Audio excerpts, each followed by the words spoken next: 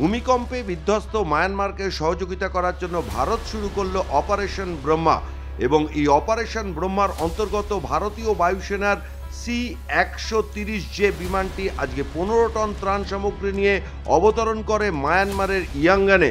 এই 15 টন ত্রাণ সামগ্রীর মধ্যে রয়েছে তাঁবু, কম্বল, স্লিপিং ব্যাগ, খাবারের প্যাকেট, ওষুধ, জেনারেটর সহ আরও অনেক কিছু।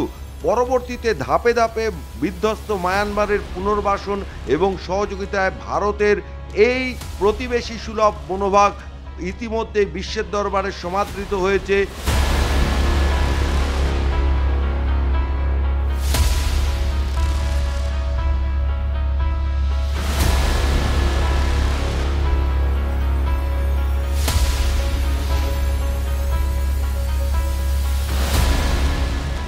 আজ ভারতীয় বিদেশ মন্ত্রকের মুখপাত্র রণবীর জয়সওয়াল এক্স হ্যান্ডেলে অপারেশন ব্রহ্মার কথা পোস্টও করেছেন।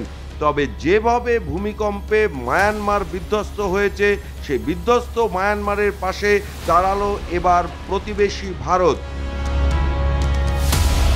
Bureau report, news poll Bangla.